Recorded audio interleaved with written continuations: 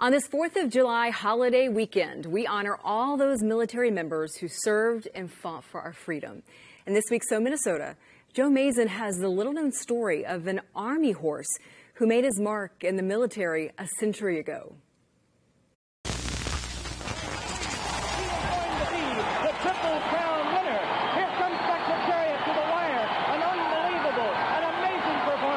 Secretariat is known by many as the greatest racehorse in history.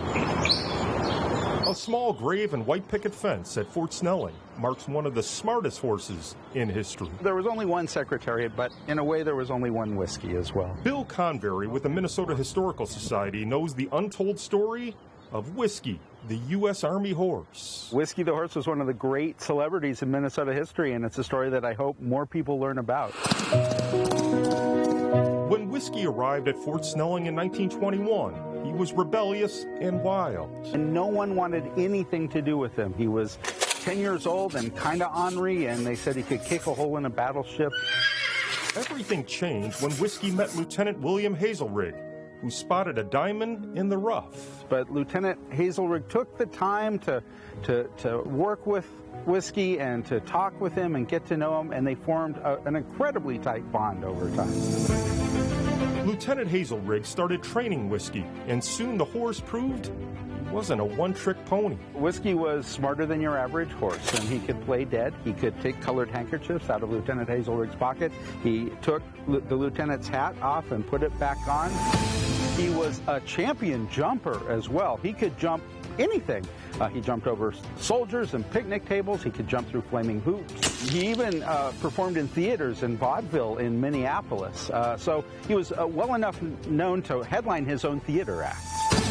The two took their show on the road, and Whiskey became a celebrity. He went on a circuit, really creating good publicity for the Army. With Lieutenant Hazelrig, they would travel around to state fairs and horse shows and really show the best of what the Army could be. After 5 years together, the two were separated by Uncle Sam. The honeymoon ended for Whiskey and Lieutenant Hazelrig in 1926 when Hazelrig was transferred to the Philippines. He offered to buy Whiskey and bring Whiskey along with him, but there were Army regulations that prevented that. Whiskey performed with other riders, but he was never the same without his buddy. Lieutenant Hazelrig paid Whiskey one last visit in 1943. It was said the aging horse caught sight of his old friend and took a few steps, then charged across the field to meet him. Got really excited right away, walked right over and did one of his old tricks in front of everybody. Hazelrig burst into tears, the story goes. Shortly after that emotional reunion, Whiskey died. He was buried here at Fort Snelling with full military honors.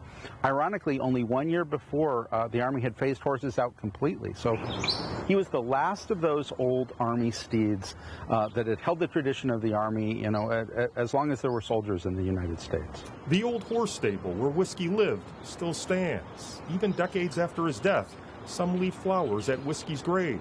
A plaque tells the beautiful story between a horse and human. The bond between human beings and animals can be incredibly powerful, and there was a really strong connection and a strong loyalty between Hazelrig and Whiskey that, you know, transcended time. You could really call it a friendship as much as anything else. A great horse will change your life. The truly special ones define it. Joe Mason, 5 Eyewitness.